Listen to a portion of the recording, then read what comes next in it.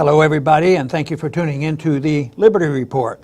With me today is Daniel McAdams. Daniel, good to see you. How are you, Dr. Paul? I'm doing well, but I want to talk about a subject which is not much fun, and I wish we could just forget about them. But I do want to make a few comments and have you comment on that terrible tragedy in Florida. Yeah. I mean, the killing of 17 kids. How can anything be more tragic than that?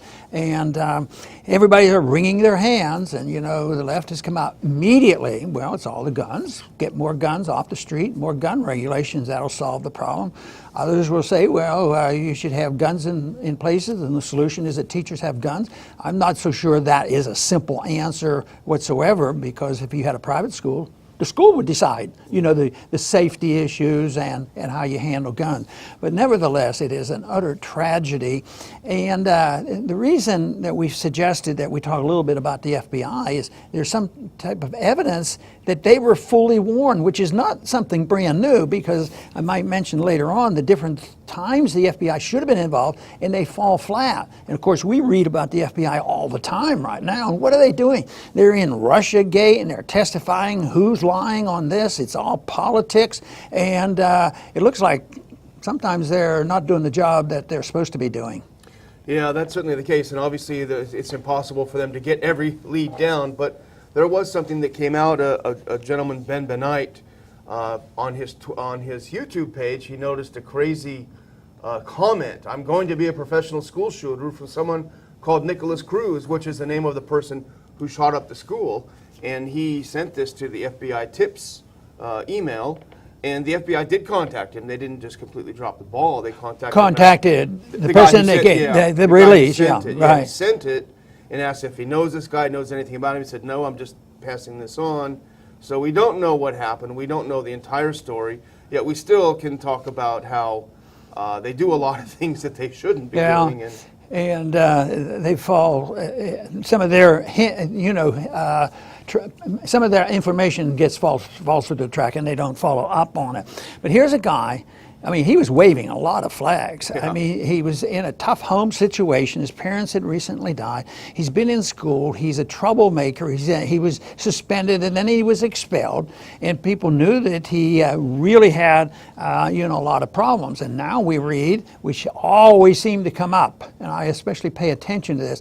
I don't know the details, but he was getting mental health treatment. Uh-huh. And a big question is he on, or has he been on psychotropic drugs? And so often this is the case. Those drugs can do the reverse. Instead of calming somebody down, they can turn them into suicidal individuals and also violent people. Now, that's not my opinion of what happened, but boy, that raises questions, because a lonely kid, no family, and having all these problems. Somebody said, well, we'll get you some help. Maybe medication will take care of you.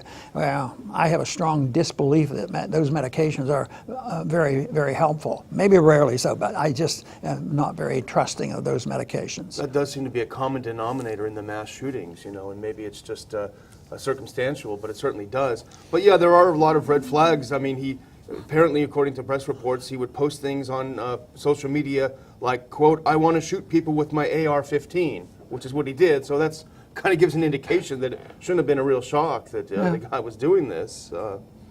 It doesn't seem strange, at least it does to me, thinking of a kid that's walking, a 19-year-old kid, man, that was known on the campus, known to be a troublemaker, walks in with a rifle and not be noticed and get away with all this. I just don't understand how those kind of things happen, but it surely did, and there is the tragedy.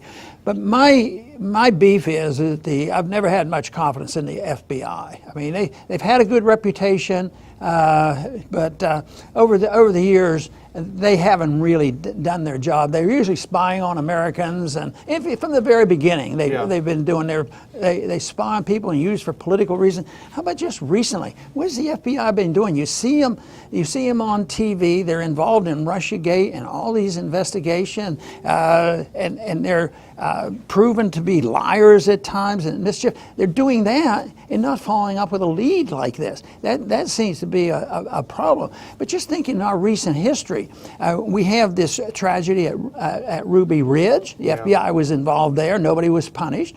Even in 9/11, oh no, don't get into this conspiracy stuff. And I don't even have to. All you have to do is say, what about the FBI agent that knew something and I think reported, if I'm not mistaken, like into the 20s, like 25 times or so, tried to report to his the higher officials about people training to fly airplanes but not land them. They didn't do anything. So is this total ineptness or what's going on here?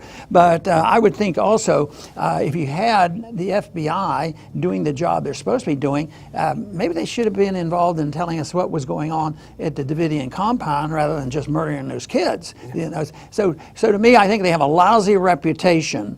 And yet, most of the time, especially from the conservative wing of the political spectrum, they say, this is true, what you're saying, Ron, there is a problem, we need to clean it up, but that's just a few people. I think it's a culture, I think it's a job that was never meant to be, it wasn't established in the Constitution, and they're not doing the job, but people are dependent on it.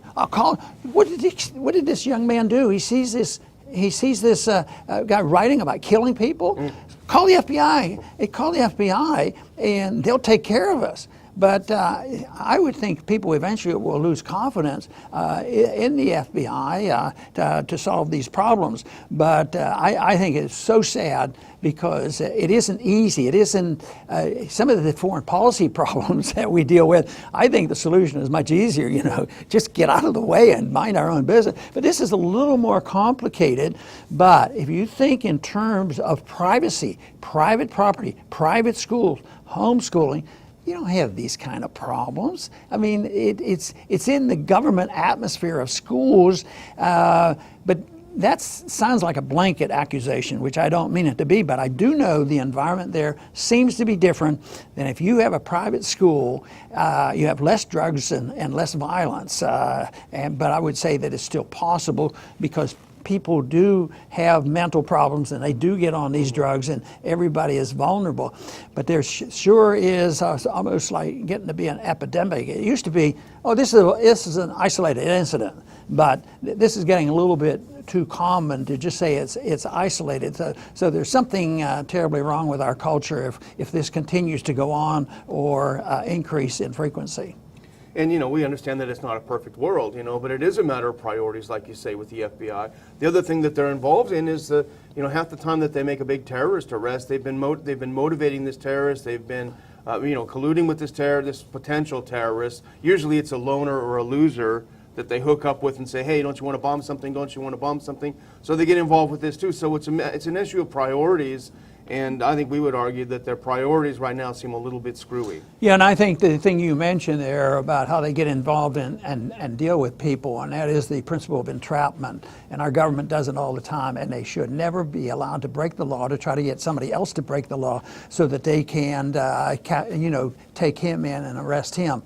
But this is not a simple matter. I think just any decent person would feel, you know, such a tragic, be so tragically disappointed with what's happened with his needless death. But there has to be something good that can come from this and a better understanding of how to handle problems with this, and hopefully someday we can contribute to that.